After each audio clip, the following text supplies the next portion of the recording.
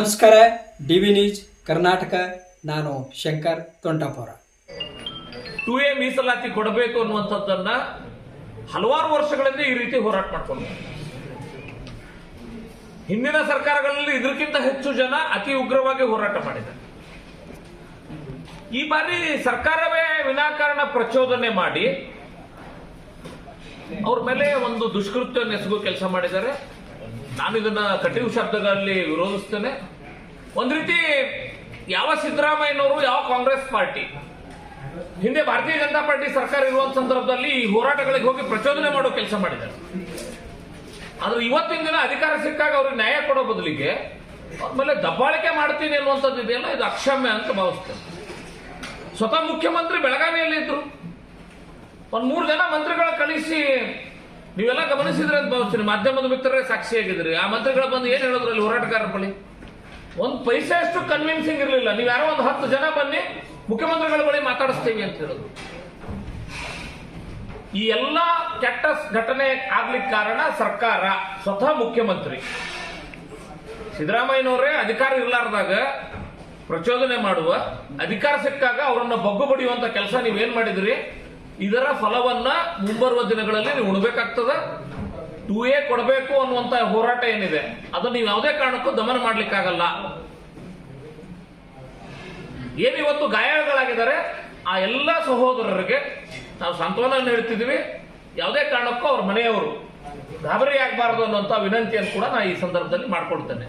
ಸ್ವತಃ ಗುರುಗಳು ಸರ್, ಈ ರಾಜ್ಯದೊಳಗ ಕ್ಯಾವಿ ಹಾಕೊಂಡ್ರೆ ಮುಟ್ಟಬೇಕಾದ್ರೆ ಒಂದು ಕಾಲಿತ್ತು, ಹೆದರುವಂತ ಕಾಲಿತ್ತು. ಫಸ್ಟಿಗೆ ಟಾರ್ಗೆಟ್ ಗುರು. ಯಾವ ಪರಿಸ್ಥಿತಿಯೊಳಗ ಯಾವ ರೀತಿ ಸರ್ಕಾರದೊಳಗೆ ನಾವು ಜೀವಿಸ್ಲಕತ್ತೇವಿ, ಒಂದ್ ರೀತಿ ಆತಂಕ ಆಗ್ಯದ. ಬಹಳ ಚೆನ್ನಾಗಿ ಹೇಳಿದ್ದಾರೆ ನಮ್ಮ ನಾಯಕರುಗಳು. ಹಿಟ್ಲರ್ ಸರ್ಕಾರ ಅಂತ ಹೇಳಿ, ಹಿಟ್ಲರ್ ಅನ್ನ ಮೀರಿಸುವ ಸರ್ಕಾರ ಅಂತ ನಾನು ಹೇಳಿಕ್ಕೆ ಇಚ್ಛೆ ಪಡ್ತೇನೆ. ಹಿಟ್ಲರ್ ಮೀರಿಸುವ ಆಡಳಿತವನ್ನು ಈ ಸರ್ಕಾರ ನಡೆಸ್ತಿದೆ. ಸಮಾಜಗಳ ಮಧ್ಯದಲ್ಲಿ ಸಂಘರ್ಷ ಮಾಡಿಸೋದು, ವಿನಾಕಾರಣ ಪ್ರಚೋದನೆ ಮಾಡೋದು ವಿರೋಧ ಪಕ್ಷದಾಗಿದ್ದಾಗ, ಆಡಳಿತ ಪಕ್ಷಕ್ಕೆ ಬಂದ ತಕ್ಷಣ ಅವರನ್ನು ದಮನ ಮಾಡೋದು. ಇವರಿಗೆ ಬುದ್ಧಿ ಕಲಿಸುವ ದಿನಗಳು ದೂರಿಲ್ಲ ಅಂತ ನಾನು ಭಾವಿಸ್ತೇನೆ. ಈಗೇನಲ್ಲಿ ಟೆಂಟ್ ಹಾಕ್ಯಾರಲ್ರಿ, 50% ಟೆಂಟ್ಸ್ ನಮ್ಮ ಶಿಕ್ಷಣ ಇಲಾಖೆಗೆ ಬೇಡಿಕೆ ಸಂಬಂಧಪಟ್ಟಂತ ಇರ್ತವೆ, ನೌಕರರ ಬೇಡಿಕೆಗಳಿಗೆ ಸಂಬಂಧಪಟ್ಟಂತ, ರೈತರ ಬೇಡಿಕೆಗಳಿಗೆ ಸಂಬಂಧ. ಸರ್, ಹೋರಾಟಗಾರರ ಮಾನಸಿಕತೆ ಆಲ್ವೇಸ್ ಈ ನಾಡಿನ ಮುಖ್ಯಸ್ಥರಾಗಿರುವಂತಹ ಮುಖ್ಯಮಂತ್ರಿ ಬಂದು ನಮ್ಮ ಅಹವಾಲು ಕೇಳಬೇಕು ಅನ್ನುವಂಥದ್ದು ಸಹಜವಾಗಿರ್ತದೆ. ಅವ್ರಿಗೆ ಬರುವ ಪರಿಸ್ಥಿತಿ ಇರಲಿಲ್ಲ ಅನ್ನುವಂಥದ್ದಾದ್ರೆ ಕನ್ವಿನ್ಸಿಂಗ್ ಪರಿಸ್ಥಿತಿ ಒಳಗಡೆ ಇದಾರೋ ಇಲ್ಲೋ ಮುಖ್ಯಮಂತ್ರಿ ಆಗೋದಿಲ್ಲ ಅಂದ್ರೆ ಹುದ್ದೆ ಬಿಟ್ಕೊಡ್ರಿ. ಯಾಕಬೇಕು? ಯಾರಾದ್ರೂ ಯೋಗ್ಯರು ನಿಭಾಯಿಸುವಂತವ್ರು ಬರ್ತಾರೆ. ಈ ನಾಡಿನೊಳಗ ಒಂದು ಬಹಳ ದೊಡ್ಡ ಸಮುದಾಯ ಎದ್ದು ಹೋರಾಟ ಮಾಡಕತ್ತದ ನೋವಿನೊಂದಿಗೆ. ನಾವು ನಿರಂತರ ಹೋರಾಟ ಮಾಡಿದ್ರು ನಮ್ಮ ಬೇಡಿಕೆ ಈಡೇರಿಲ್ಲ ಅಂತ ನೋವಿನೊಂದಿಗೆ. ನೀವು ಮುಖ್ಯಮಂತ್ರಿ ಪುರುಸತ್ತಿಲ್ಲ ಅಂತ ಹೇಳಿದ್ರೆ ನೀವು ಮಾಡೋ ಕೆಲಸ ಏನಂಗಲ್ಲ. ನೀವು ಬಿಟ್ಬಿಡ್ರಿ, ಈ ಹುದ್ದೆಗೆ ಅಯೋಗ್ಯರಿದ್ದೀರಿ ಅಂತ ಜನ ಮಾತಾಡ್ತಾರೆ. ನಾ ಹೇಳೋದು ತಪ್ಪಾಗ್ತದ, ಅದಕ್ಕೆ ಜನ ಮಾತಾಡ್ತಾರೆ.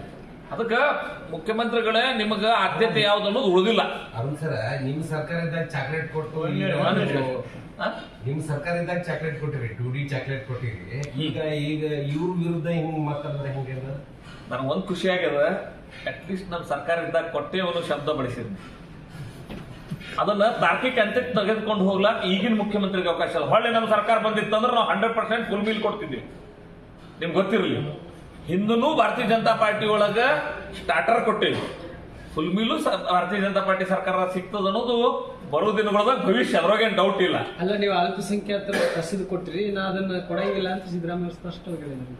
ನಾ ಅದಕ್ಕೆ ಅವಕಾಶ ಕೊಡಲ್ಲ ಸರ್. ಅದು ಬಹಳ ದೊಡ್ಡ ಚರ್ಚೆಗೆ ಹೋಗ್ಬಿಡ್ತೀರಿ. ಯಾರು ಕಸ್ಕೊಂಡು ತೊಗೊಂಡಿದ್ರು, ಇಡೀ ದೇಶದಾಗಿರ್ಲಾರ ಮೀಸಲಾತಿ ಯಾರು ಕಸ್ಕೊಂಡು ತೊಗೊಂಡಿದ್ರು, ಅದನ್ನ ವಾಪಸ್ ಯಾರು ಕಸ್ಕೊಂಡ್ರು, ಅದು ಒಂದು ದೊಡ್ಡ ಚರ್ಚೆ ಇಲ್ಲ. ಅಂದ್ರೆ ಇಡೀ ದೇಶದಾಗಿರ್ಲಾರ ಮೀಸಲಾತಿ ಯಾರು ಕಸ್ಕೊಂಡು ತೊಗೊಂಡಿದ್ರು, ಇಡೀ ದೇಶದಾಗಿರ್ಲಾರ ಮೀಸಲಾತಿಯಿಂದ ಅವ್ರು ಕೊಡುವಂತ ಪ್ರಯತ್ನ ಮಾಡ್ರಿ. ಅದೆಲ್ಲವೂ ಕಾನೂನಿನ ವ್ಯಾಪ್ತಿಯೊಳಗದ. ಈಗ ಅದೊಂದು ಬಹಳ ದೊಡ್ಡ ಚರ್ಚೆ. ಒಟ್ಟು ಮೀಸಲಾತಿ ಚರ್ಚೆಗೆ ಹೋದ್ರೆ ಬಹಳ ದೊಡ್ಡದ.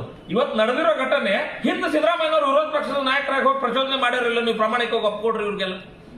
ಸರ್, ಹೋರಾಟಗಾರರಾಗಿರುವಂತ ನಮ್ಮ ಪಕ್ಷದ ನಾಯಕರು ಹಲವಾರು ಮಂದಿ ಸಿದ್ದರಾಮಯ್ಯ ಬಹಳ ಕಳಕಳಿ ಅವ, ನಮ್ಮ ಲೀಡರ್ ಸರಿ ಇಲ್ಲ ಅಂತ ಹೇಳಿದ್ರು. ನೀವು ಕೇಳಿರೋ ಇಲ್ಲೋ? ಇವತ್ತೇನಾದ ಪರಿಸ್ಥಿತಿ ಹೇಳ್ರಿ.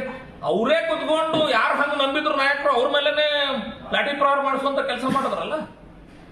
ದಿಸ್ ಇಸ್ ವೆರಿ, ಅಂದ್ರೆ ಒಂದು ನಾಗರಿಕ ಸಮಾಜ ನಾಚಿಕೆ ಪಡುವಂತ ಕೆಲಸ ಮಾಡಿದ. ವಿಜೇಂದ್ರಗೆ ಸ್ವಲ್ಪ ಹೊರಗಾಕಿ ಮಾಡಿದಾಗತ್ತಲ್ಲ ನಿನ್ನೆ. ಸರ್, ಸ್ವಾಭಾವಿಕವಾಗಿ ಎಲ್ಲರಿಗೂ ಅಪೇಕ್ಷೆಗಳ ತಕ್ಕಂತೆ ಇದೇ ಇರ್ತದೆ. ಈಗ ವಿಜೇಂದ್ರ ಹೋದಾಗ ಗಲಾಟೆ ಆಗ್ಯದ, ಮಂತ್ರಿಗಳು ಹೋದಾಗೂ ಗಲಾಟೆ ಆಗ್ಯದ.